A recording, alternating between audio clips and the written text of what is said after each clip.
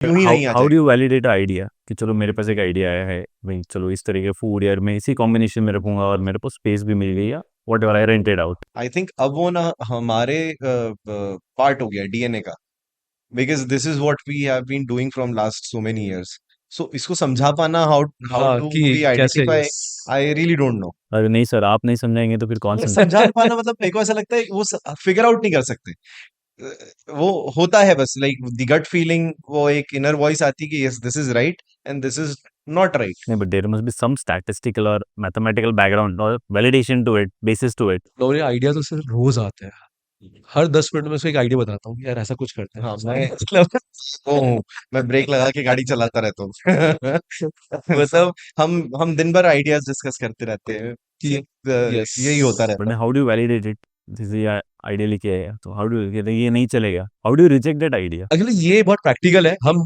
हम दोनों बहुत ऑपोजिट है। ये बहुत प्रैक्टिकली सोचता है, मैं प्रैक्टिकली नहीं सोचता। कि मेरे को आया है तो मैं उसको बता दूंगा ये प्रैक्टिकली उसमें वर्क करेगा तो, मतलब एनीथिंग, कुछ भी।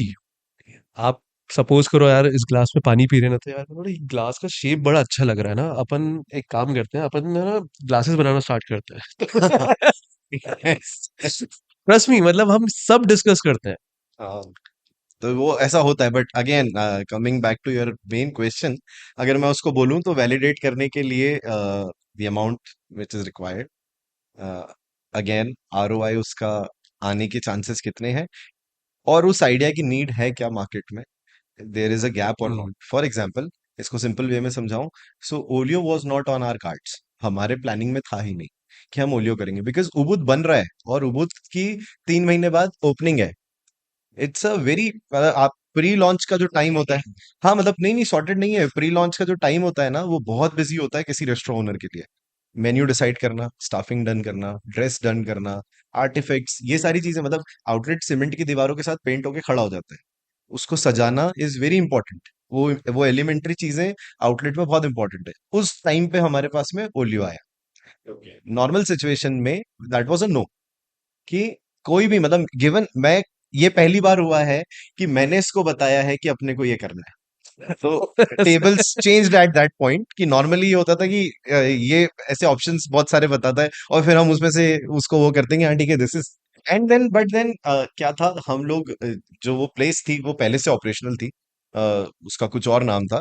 हम लोग एक बार वहां पे डिनर करने गए थे, एंड मेरे को पता नहीं क्यों वो मेरी गट फीलिंग थी कि इंट्यूशन मतलब बोल सकते हो, अगर यस। ये जगह कभी अपने पास होती तो अपन इस पे ऐसा करते। वो 4 महीने बाद वो बात सच हो जाएगी मुझे नहीं पता था, और वो जगह आ गई, तो फिर मैंने इसको बोला और इसको एक दूसरी जगह कॉफी पिलाने लेके गए ताकि वो जगह से हटे हमारी, सो दैट मैं बोल सकूं कि करना क्या है, अदरवाइज मैं नॉर्मली टेबल के उस साइड होता हूँ। फिर ये हुआ कि now this is a place जहाँ पे हम एक इंग्लिश बैंड के साथ में गॉर्मे food with small amount of Indian food and coffee Barista, a good combination, जहाँ पे सुबह 11 बजे से लेके रात के 12 बजे तक का हम क्लाइंट को केटर कर सके। So and that was in the heart of the city, approachable है, पार्किंग बहुत अच्छी है। सो ये सारी चीजें कॉम्बिनेशन, और ये हमारी कोई भी आउटलेट से वो नहीं वो हो नहीं रही थी, होता, कॉम्पीट नहीं यस। हो रही थी। मतलब ना तो हाउस ऑफ मॉल्ट से कॉम्पीट हो रही थी, ना रिवोल्यूशन, क्योंकि यही तो आउटलेट सबसे पास है, ऐसे देखे तो 3 आउटलेट हमारे 2 किलोमीटर के रेडियस में। It is quite near by. Yes. बस वेरी, मतलब नॉर्मली कोई सोचेगा तो बोलेगा ये तो आप अपने ही कस्टमर बेस को इधर उधर कर रहे हो, but then that is a very, मतलब अगर आपको आज ओलियो जाने का मन होगा तो आप वहीं जाओगे, मतलब आप कुछ नहीं ट्रेंड जाओगे चेंज कहीं। कर रहे थे। नॉर्मली लोग इंग्लिश म्यूजिक नहीं, नॉर्मल आप किसी भी प्लेस पे जाओगे ना, कहाँ कहीं पे भी इंग्लिश म्यूजिक नहीं मिलेगा आपको। Live band that too, that yes.